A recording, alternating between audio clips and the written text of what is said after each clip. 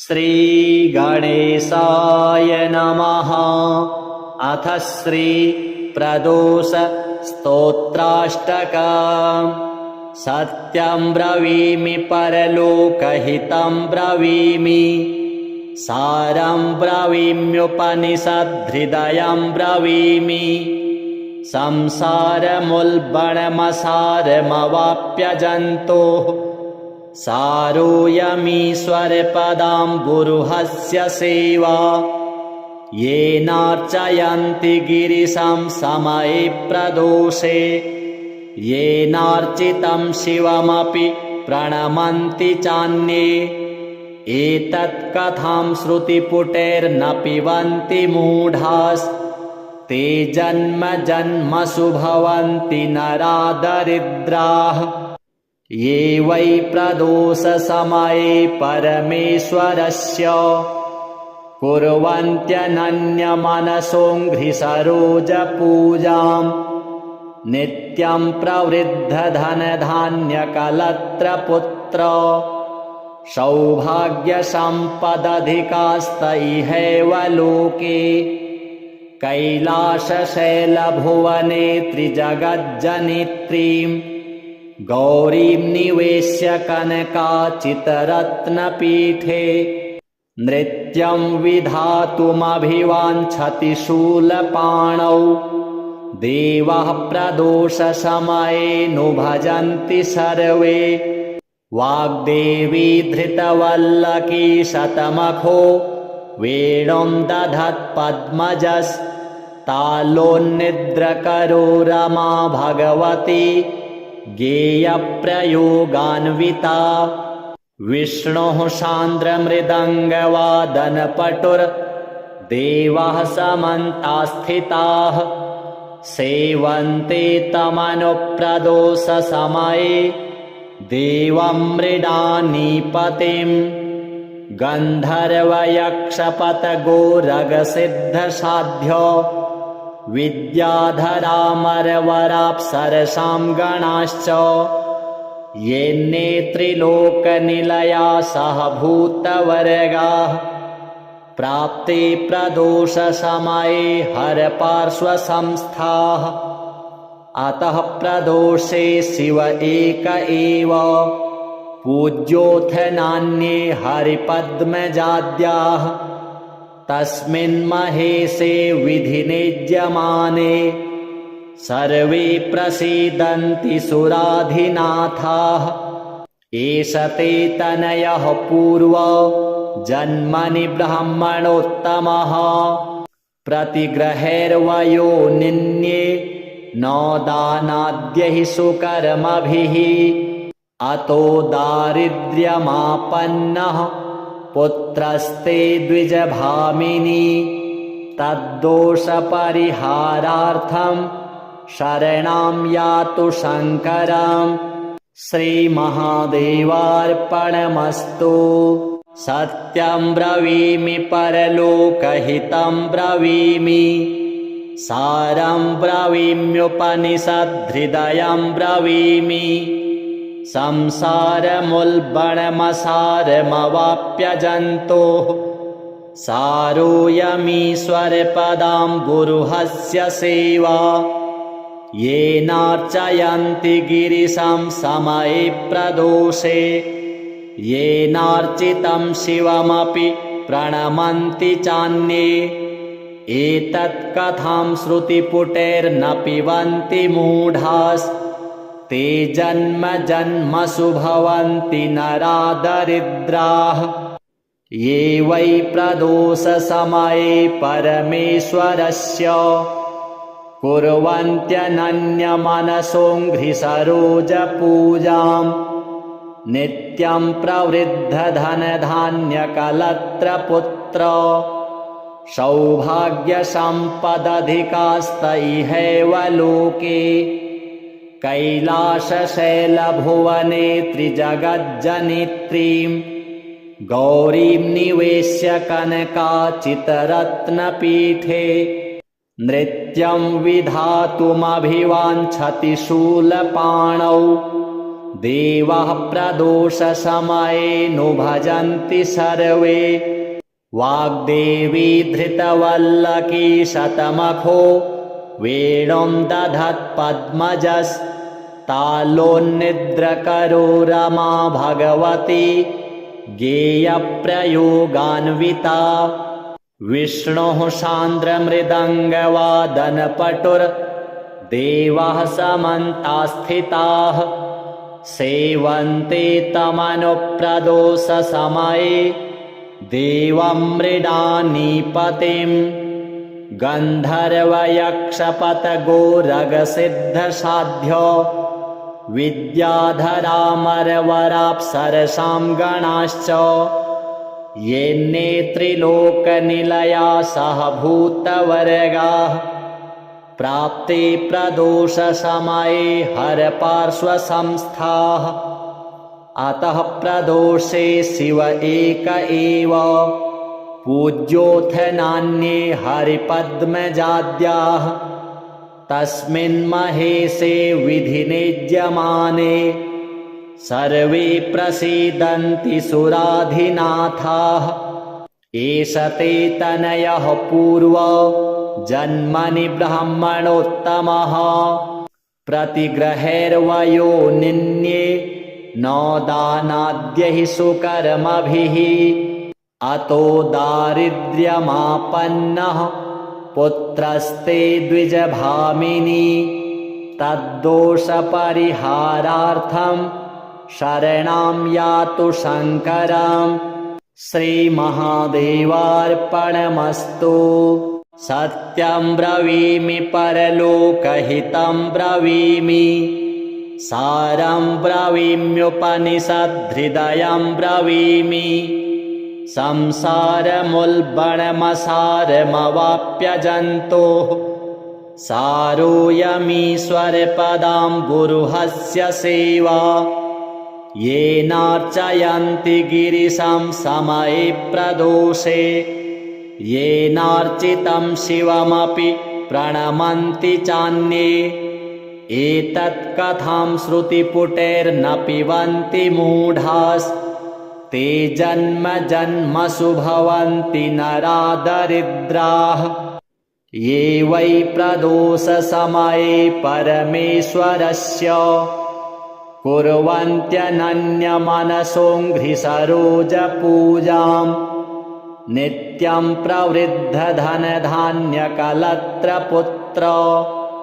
सौभाग्यसम्पदधिकास्त इहैव लोके कैलासशैलभुवने त्रिजगज्जनित्रीं गौरीं निवेश्य कनकाचितरत्नपीठे नृत्यं विधातुमभिवाञ्छति शूलपाणौ देवाः प्रदोषसमये भजन्ति सर्वे वाग्देवी धृतवल्लकी शतमखो वेणुं दधत्पद्मजस्तालोन्निद्रकरो रमा भगवती गेयप्रयोगान्विता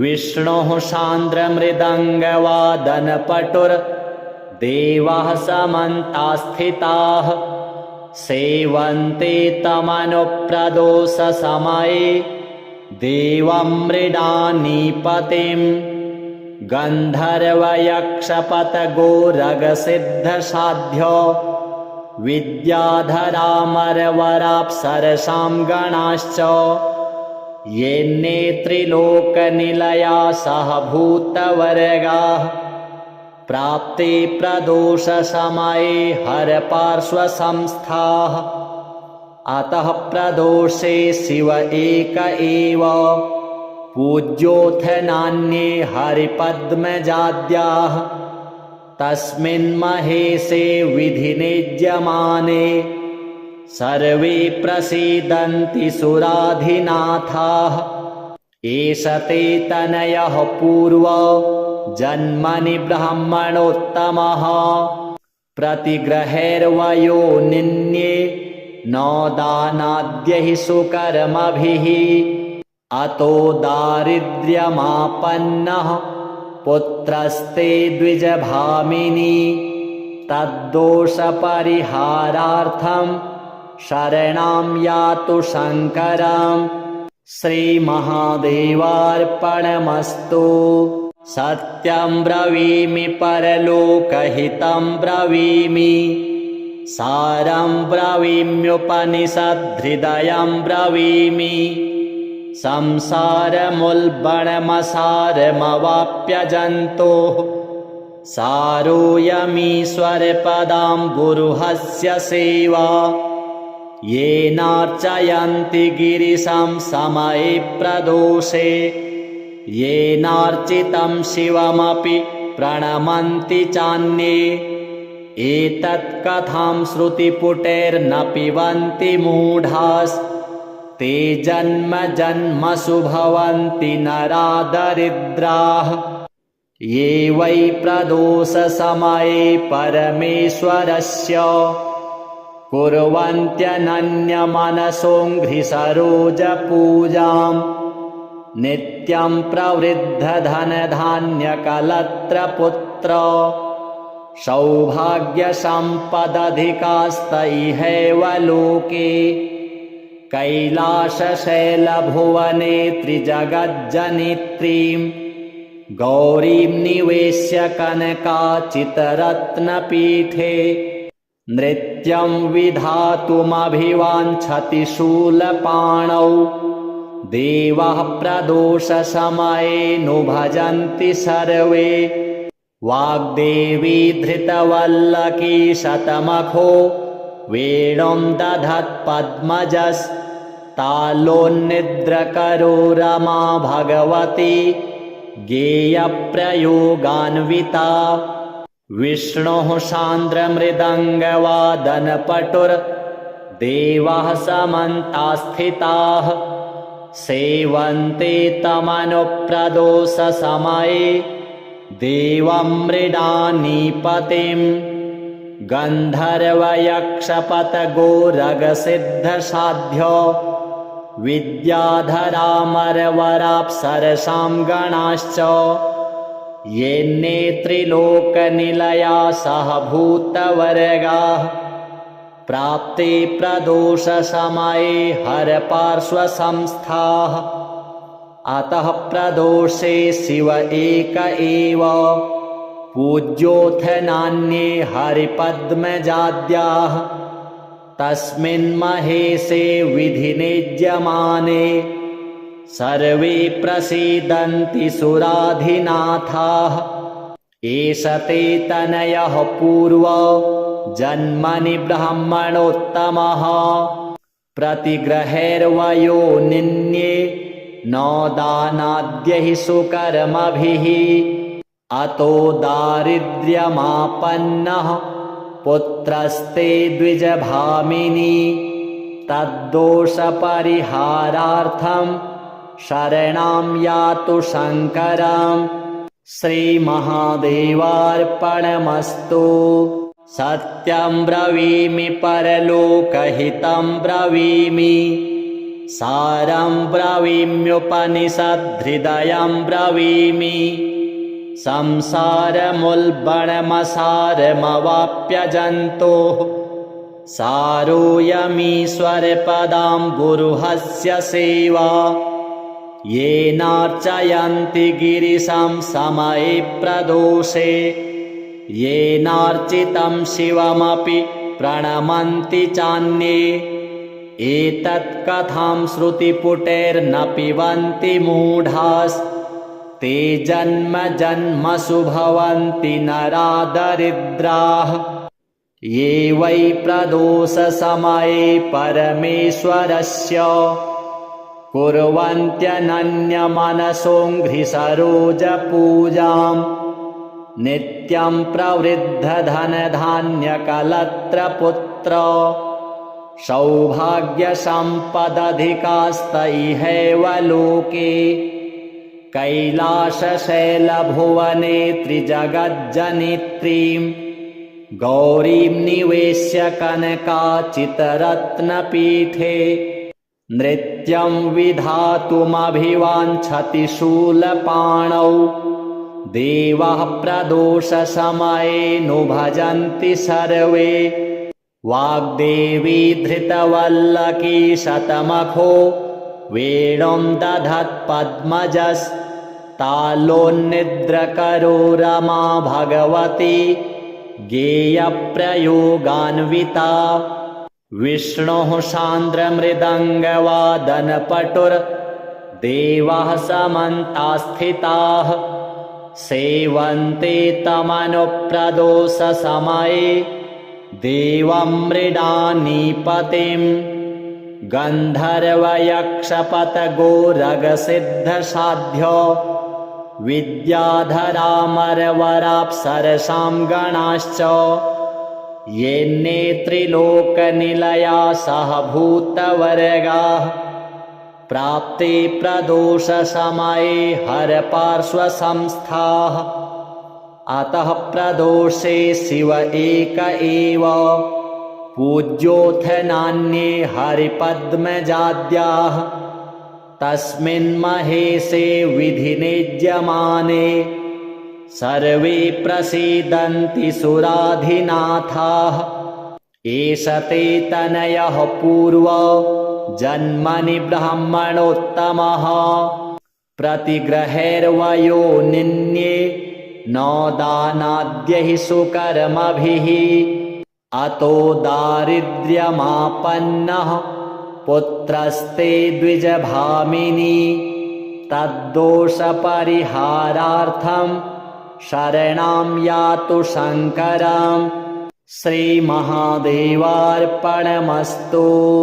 सत्यं ब्रवीमि परलोकहितं ब्रवीमि सारं ब्रवीम्युपनिषद्हृदयं ब्रवीमि संसारमुल्बणमसारमवाप्यजन्तोः सारोऽयमीश्वरपदाम्बुरुहस्य सेवा येनार्चयन्ति गिरिशं समये प्रदोषे येनार्चितं शिवमपि प्रणमन्ति चान्ये एतत् कथां श्रुतिपुटैर्न पिबन्ति मूढास्ते जन्म जन्मसु भवन्ति नरा दरिद्राः ये वै प्रदोषसमये परमेश्वरस्य कुर्वन्त्यनन्यमनसोऽङ्घ्रिसरोजपूजां नित्यं प्रवृद्धधनधान्यकलत्रपुत्र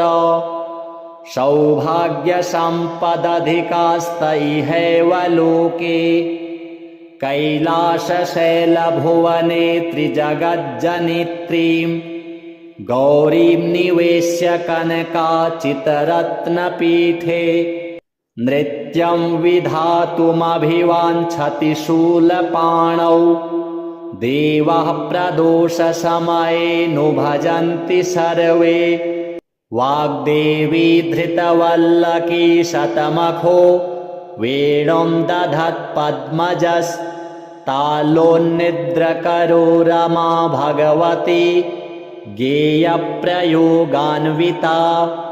विष्णोः सान्द्रमृदङ्गवादनपटुर्देवाः समन्तास्थिताः सेवन्ते तमनुप्रदोषसमये देवं मृडानीपतिं गन्धर्वयक्षपतगोरगसिद्धसाध्यो विद्याधरामरवराप्सरसां गणाश्च ये त्रिलोकनिलया सह भूतवर्गाः प्राप्ते प्रदोषसमये हरपार्श्वसंस्थाः अतः प्रदोषे शिव एक एव पूज्योऽथ नान्ये हरिपद्मजाद्याः तस्मिन् महेशे विधिनिज्यमाने सर्वे प्रसीदन्ति सुराधिनाथाः एष ते तनयः पूर्वो जन्मनि ब्राह्मणोत्तमः प्रतिग्रहैर्वयो निन्ये न दानाद्यैः सुकर्मभिः अतो दारिद्र्यमापन्नः पुत्रस्ते द्विजभामिनी तद्दोषपरिहारार्थं शरणं यातु शङ्करम् श्रीमहादेवार्पणमस्तु। सत्यं ब्रवीमि परलोकहितं ब्रवीमि सारं ब्रवीम्युपनिषद्हृदयं ब्रवीमि संसारमुल्बणमसारमवाप्यजन्तोः सारोऽयमीश्वरपदाम्बुरुहस्य सेवा येनार्चयन्ति गिरिशं समये प्रदोषे येनार्चितं शिवमपि प्रणमन्ति चान्ये एतत् कथां श्रुतिपुटैर्न पिबन्ति मूढास्ते जन्म जन्मसु भवन्ति नरा दरिद्राः ये वै प्रदोषसमये परमेश्वरस्य कुर्वन्त्यनन्यमनसोऽङ्घ्रिसरोजपूजाम् नित्यं प्रवृद्धधनधान्यकलत्रपुत्र सौभाग्यसम्पदधिकास्त इहैव लोके कैलासशैलभुवने त्रिजगज्जनित्रीं गौरीं निवेश्य कनकाचितरत्नपीठे नृत्यं विधातुमभिवाञ्छति शूलपाणौ देवः प्रदोषसमये नु भजन्ति सर्वे वाग्देवी धृतवल्लकी शतमखो वेणुं दधत्पद्मजस्तालोन्निद्रकरो रमा भगवती गेयप्रयोगान्विता विष्णोः सान्द्रमृदङ्गवादनपटुर्देवाः समन्तास्थिताः सेवन्ते तमनुप्रदोषसमये देवं मृडानीपतिं गन्धर्वयक्षपतगोरगसिद्धसाध्यो विद्याधरामरवराप्सरसां गणाश्च येन्ने त्रिलोकनिलया सह भूतवर्गाः प्राप्ते प्रदोषसमये हरपार्श्वसंस्थाः अतः प्रदोषे शिव एक एव पूज्योऽथ नान्ये हरिपद्मजाद्याः तस्मिन् महेशे विधिनिज्यमाने सर्वे प्रसीदन्ति सुराधिनाथाः एष ते तनयः पूर्व जन्मनि ब्राह्मणोत्तमः प्रतिग्रहैर्वयो निन्ये न दानाद्यैः सुकर्मभिः अतो दारिद्र्यमापन्नः पुत्रस्ते द्विजभामिनी तद्दोषपरिहारार्थं शरणं यातु शङ्करम् श्रीमहादेवार्पणमस्तु। सत्यं ब्रवीमि परलोकहितं ब्रवीमि सारं ब्रवीम्युपनिषद्हृदयं ब्रवीमि संसारमुल्बणमसारमवाप्यजन्तोः सारोऽयमीश्वरपदाम्बुरुहस्य सेवा येनार्चयन्ति गिरिशं समये प्रदोषे येनार्चितं शिवमपि प्रणमन्ति चान्ये एतत् कथां श्रुतिपुटैर्न पिबन्ति मूढास्ते जन्म जन्मसु भवन्ति नरा दरिद्राः ये वै प्रदोषसमये परमेश्वरस्य कुर्वन्त्यनन्यमनसोऽङ्घ्रिसरोजपूजाम् नित्यं प्रवृद्धधनधान्यकलत्रपुत्र सौभाग्यसम्पदधिकास्त इहैव लोके कैलासशैलभुवने त्रिजगज्जनित्रीं गौरीं निवेश्य कनकाचितरत्नपीठे नृत्यं विधातुमभिवाञ्छति शूलपाणौ देवाः प्रदोषसमये नु भजन्ति सर्वे वाग्देवी धृतवल्लकी शतमखो वेणुं दधत्पद्मजस्तालोन्निद्रकरो रमा भगवती गेयप्रयोगान्विता विष्णोः सान्द्रमृदङ्गवादनपटुर्देवाः समन्तास्थिताः सेवन्ते तमनुप्रदोषसमये देवं मृडानीपतिं गन्धर्वयक्षपतगोरगसिद्धसाध्यो विद्याधरामरवराप्सरसां गणाश्च येन्ने त्रिलोकनिलया सह भूतवर्गाः प्राप्ते प्रदोषसमये हरपार्श्वसंस्थाः अतः प्रदोषे शिव एक एव पूज्योऽथ नान्ये हरिपद्मजाद्याः तस्मिन् महेशे विधिनिज्यमाने सर्वे प्रसीदन्ति सुराधिनाथाः एष ते तनयः पूर्वजन्मनि ब्राह्मणोत्तमः प्रतिग्रहैर्वयो निन्ये न दानाद्यैः सुकर्मभिः अतो दारिद्र्यमापन्नः पुत्रस्ते द्विजभामिनी तद्दोषपरिहारार्थं शरणं यातु शङ्करं श्रीमहादेवार्पणमस्तु।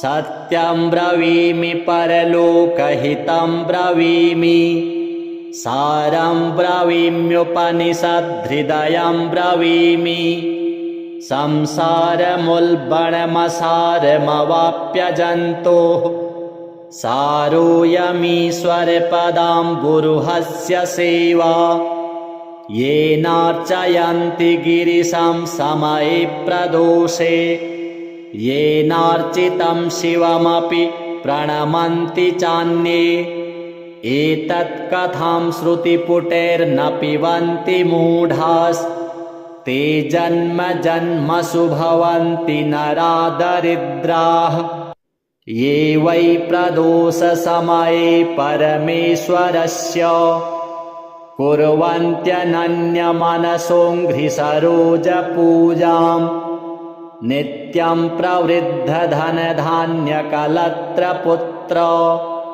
सौभाग्यसम्पदधिकास्त इहैव लोके कैलासशैलभुवने त्रिजगज्जनित्रीं गौरीं निवेश्य कनकाचितरत्नपीठे नृत्यं विधातुमभिवाञ्छति शूलपाणौ देवाः प्रदोषसमये नु भजन्ति सर्वे वाग्देवी धृतवल्लकी शतमखो वेणुं दधत्पद्मजस्तालोन्निद्रकरो रमा भगवती गेयप्रयोगान्विता विष्णोः सान्द्रमृदङ्गवादनपटुर्देवाः समन्तास्थिताः सेवन्ते तमनुप्रदोषसमये देवं मृडानीपतिं गन्धर्वयक्षपतगोरगसिद्धसाध्यो विद्याधरामरवराप्सरसां गणाश्च येन्ने त्रिलोकनिलया सह भूतवर्गाः प्राप्ते प्रदोषसमये हरपार्श्वसंस्थाः अतः प्रदोषे शिव एक एव पूज्योऽथ नान्ये हरिपद्मजाद्याः तस्मिन् महेशे विधिनिज्यमाने सर्वे प्रसीदन्ति सुराधिनाथाः एष ते तनयः पूर्वजन्मनि ब्राह्मणोत्तमः प्रतिग्रहैर्वयो निन्ये न दानाद्यैः सुकर्मभिः अतो दारिद्र्यमापन्नः पुत्रस्ते द्विजभामिनी तद्दोषपरिहारार्थं शरणं यातु शङ्करं श्रीमहादेवार्पणमस्तु।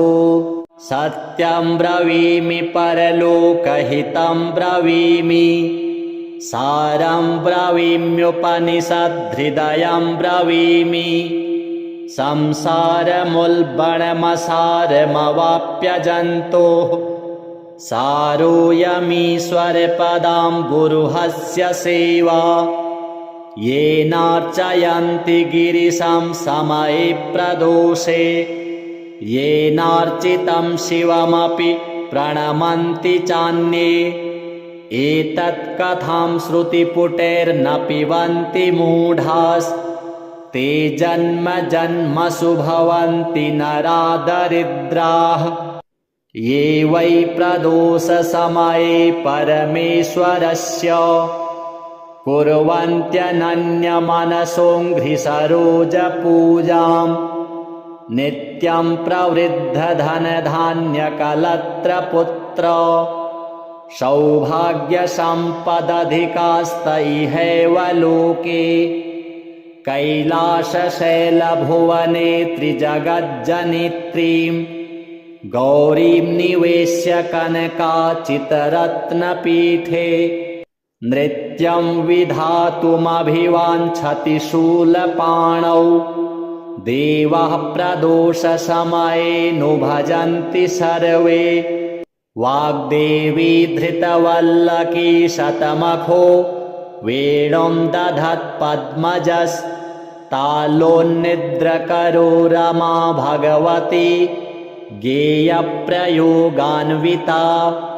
विष्णोः सान्द्रमृदङ्गवादनपटुर्देवाः समन्तास्थिताः सेवन्ते तमनुप्रदोषसमये देवं मृडानीपतिं गन्धर्वयक्षपतगोरगसिद्धसाध्यो विद्याधरामरवराप्सरसां गणाश्च येन्ने त्रिलोकनिलया सह भूतवर्गाः प्राप्ते प्रदोषसमये हरपार्श्वसंस्थाः अतः प्रदोषे शिव एक एव पूज्योऽथ नान्ये हरिपद्मजाद्याः तस्मिन् महेशे विधिनिज्यमाने सर्वे प्रसीदन्ति सुराधिनाथाः एष ते तनयः पूर्व जन्मनि ब्राह्मणोत्तमः प्रतिग्रहैर्वयो निन्ये न दानाद्यैः सुकर्मभिः अतो दारिद्र्यमापन्नः पुत्रस्ते द्विजभामिनी तद्दोषपरिहारार्थं शरणं यातु शङ्करं श्रीमहादेवार्पणमस्तु। सत्यं ब्रवीमि परलोकहितं ब्रवीमि सारं ब्रवीम्युपनिषद्हृदयं ब्रवीमि संसारमुल्बणमसारमवाप्यजन्तोः सारोऽयमीश्वरपदां गुरुहस्य सेवा येनार्चयन्ति गिरिशं समये प्रदोषे येनार्चितं शिवमपि प्रणमन्ति चान्ये एतत्कथां श्रुतिपुटैर्न पिबन्ति मूढास्ते जन्म जन्मसु भवन्ति नरा दरिद्राः ये वै प्रदोषसमये परमेश्वरस्य कुर्वन्त्यनन्यमनसोऽङ्घ्रिसरोजपूजां नित्यं प्रवृद्धधनधान्यकलत्रपुत्र सौभाग्यसम्पदधिकास्तैहैव लोके कैलासशैलभुवने त्रिजगज्जनित्रीं गौरीं निवेश्य कनकाचितरत्नपीठे नृत्यं विधातुमभिवाञ्छति शूलपाणौ देवाः प्रदोषसमये नु भजन्ति सर्वे वाग्देवी धृतवल्लकी शतमखो वेणुं दधत्पद्मजस्तालोन्निद्रकरो रमा भगवती गेयप्रयोगान्विता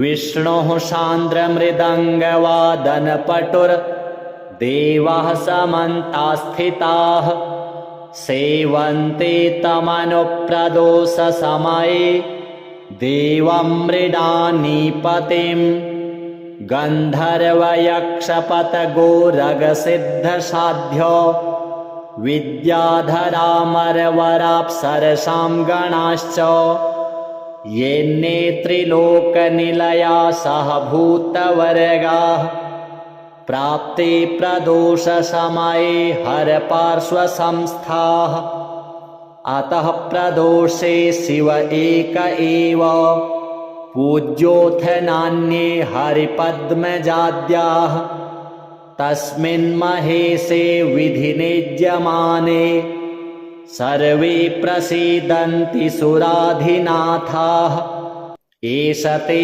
तनयः पूर्व जन्मनि ब्राह्मणोत्तमः प्रतिग्रहैर्वयो निन्ये न दानाद्यैः सुकर्मभिः अतो दारिद्र्यमापन्नः पुत्रस्ते द्विजभामिनी तद्दोषपरिहारार्थं शरणं यातु शङ्करं श्रीमहादेवार्पणमस्तु।